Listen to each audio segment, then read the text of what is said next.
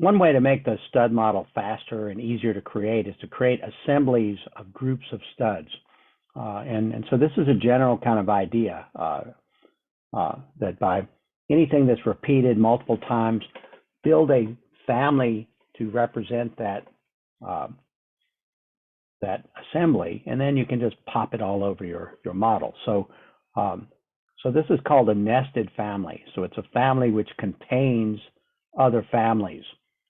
So in this case, we have our lumber family, and we're going to build a header out of the lumber family.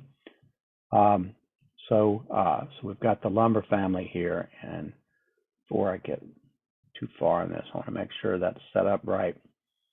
Yeah, it looks like that's proper lumber family. I'm going to check the types here. Looks good.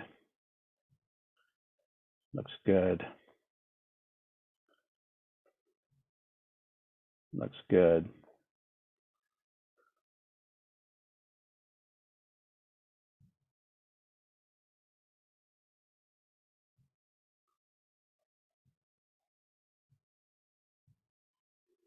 Yeah, they look like they're all right.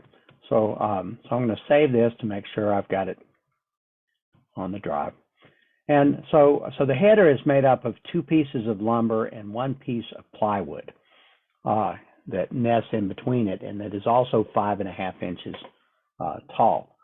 The reason it's done this way is if you think about a wood stud wall, a 2x4 stud wall is 3.5 inches thick. Because a 2x4 is 3.5 inches in its B dimension. So if we take 1 stud, that's 1.5 inches, and we put a 1/2 inch piece of plywood layered on top of that, and then another 1.5 inches, that equals 3.5 inches.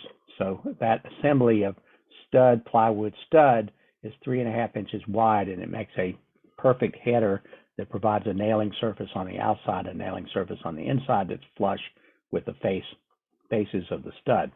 So we're going to make this stud and place it in our model here. So I'm going to make it out of the generic model family,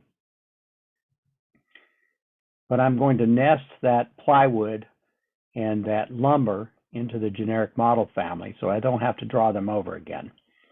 So I'll get my generic model.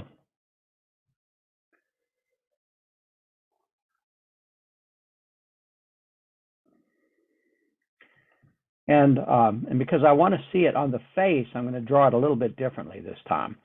So actually, I'm as I've been doing, I'm going to draw the regulating line there. So a dimension that's going to represent the length of the stud, or the length of the header, which is basically the span across the opening. And that's going to be called C because I tend to use C for that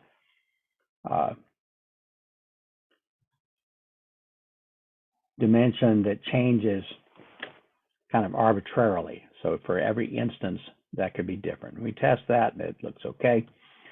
Now remember, we drew the stud so that it's flat.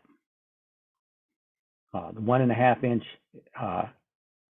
part is here, and I don't want that this time. This time I want to draw on the front view, and I want to draw the stud on that, so the 1.5 inches is in front, which means the 5.5 inches is in the reference level. So when I place it on the model, on that face, it's going to be 5.5 inches instead of 1.5 inches. So I'm going to zoom in a little bit here.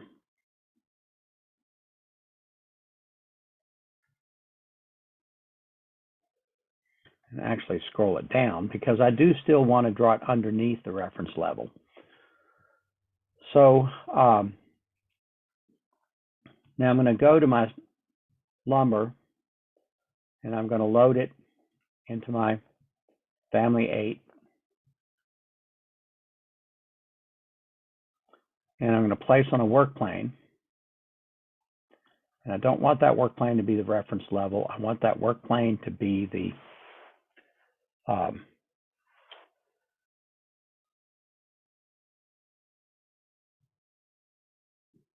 center front back.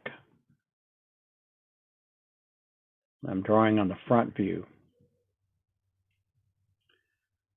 And I'm just going to place it somewhere arbitrarily over here.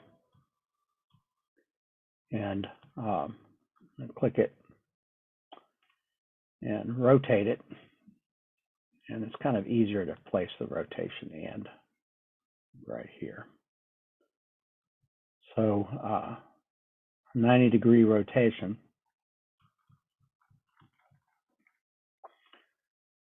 And I'm going to move this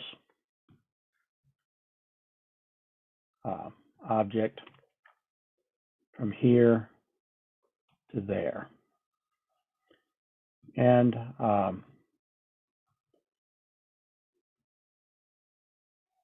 lock that together. And then I'm going to pick on the object and pick its drag arrows and drag them over here and lock them to that edge.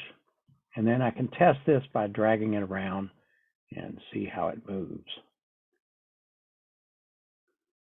And it looks pretty good. And I can look at the reference level and see that, yes, indeed, I've got a stud on edge in this view. Now, I could test that right away. So let's load it into the lumber test tool model.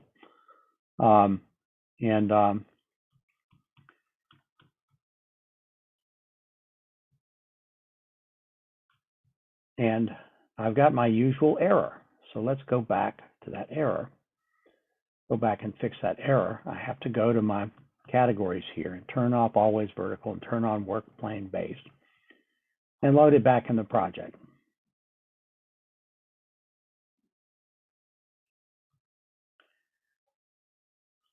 And then when I get that component, it orients itself to those surfaces.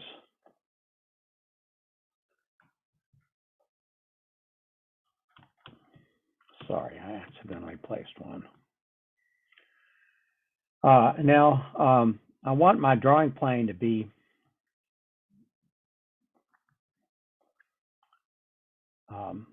this plane out here, so I can place a header on it. And I'll get a component. I've got my header, and I can place it like that. And it looks pretty much right. So if I spin this around a little bit, see the header, its face is flush. It looks good. It looks like a 2x4, which is not correct. So let's go back and change that. Go back to family. Click on this. It's a 1x4. It's not right at all. Go by a 2x6. So I have a 2x6 here, and look at it from the front, and it looks okay. Now I'm going to take this element and I'm going to copy it. I'm going to copy it from here and precisely 2 inches down. I'll just type in 2 inches. And I placed it down there. Now, before I go anywhere, I better lock these things. So I'm going to lock that face to here, and I'm going to lock that face to here. And then I can test that by dragging these around. I can load it into the project. It will replace the previous one, and you see how it got wider. And there's something wrong with it. It's not stretched. That back one is not stretched. So I need to go back to floor 8, family 8. And this is the back one. And I'm going to unlock that and stretch it back to here. Unlock it again, and then let's load it again and see if it works better this time.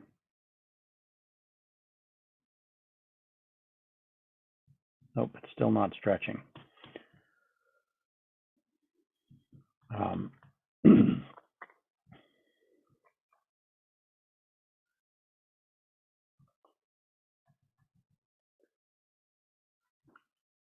And let's go to my east view. Zoom in. I'm going to go to wireframe so maybe I can see this. And I see that little piece there. It's not right. If I stretch these,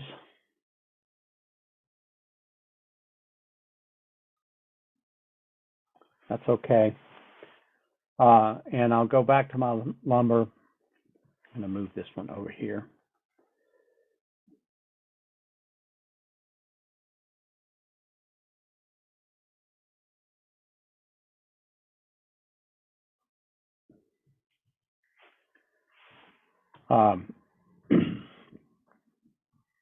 Let's go to family 8. On my reference level,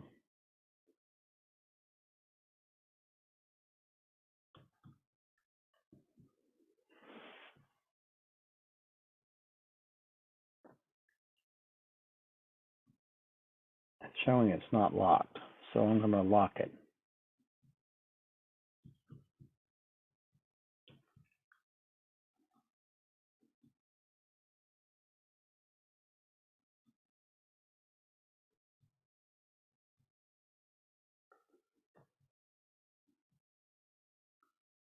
Unlock that.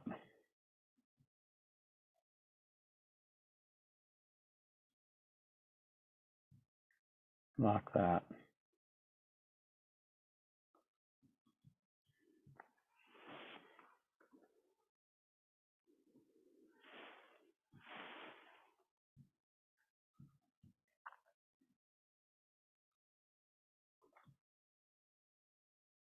All right.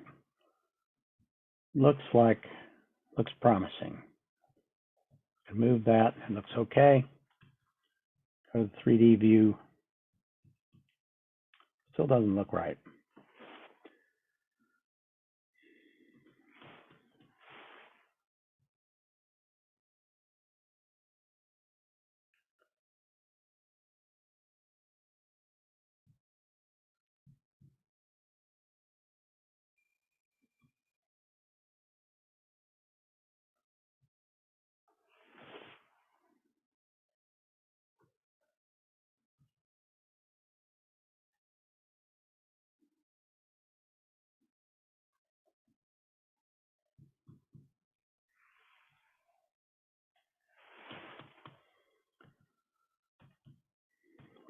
Go to the reference level and see what's happening here. I hide the top one, and I've got the bottom one here. And it looks okay. I don't see what's going on.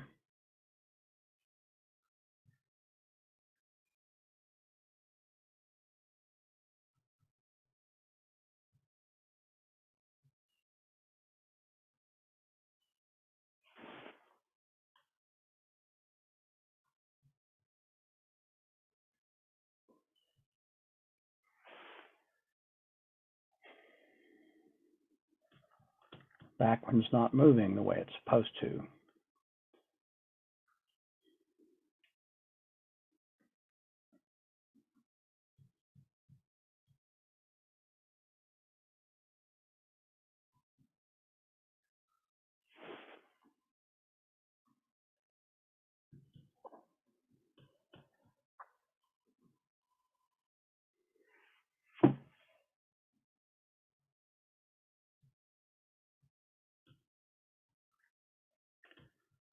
Okay, so I'm going to stretch this one over.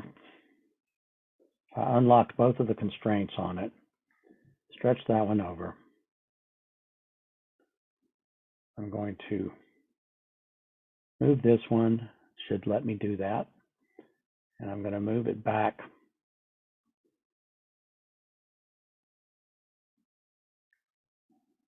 on that and lock it.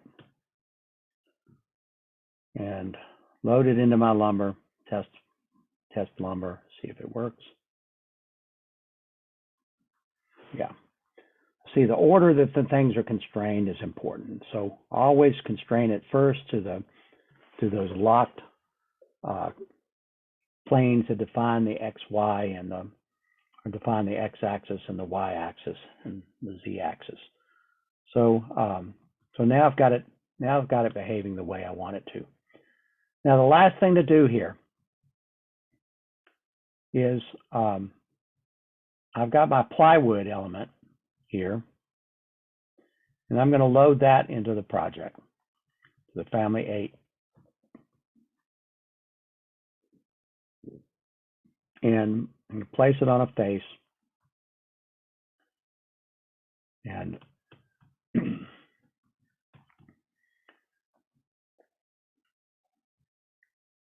I'm going to lock these elements together. Now, in this case, well, no, I'm going to do it a little bit different. So, so I'm going to take this one and I'm going to move it up.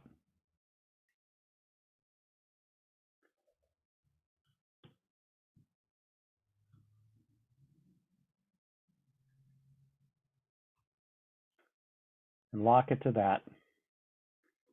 I move this one over and lock it to that. I move this one over and lock it to that. And then I'm going to test this.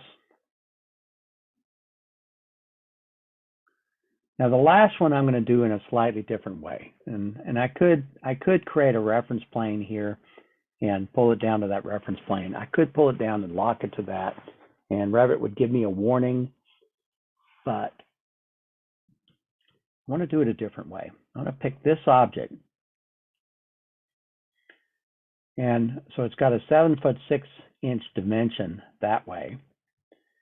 And I could change this to be 5.5 inches.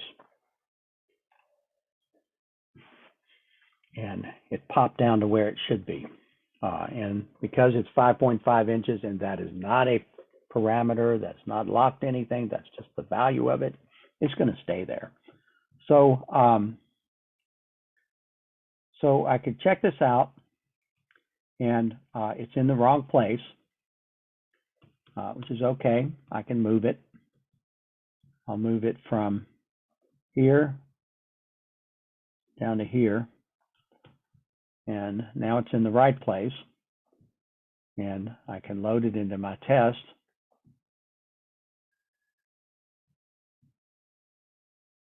And it looks good in that view, and it looks good in that view, and it looks good in that view. So I've got a good header here. And so I'm going to save that, go back to it, and I'm going to save it.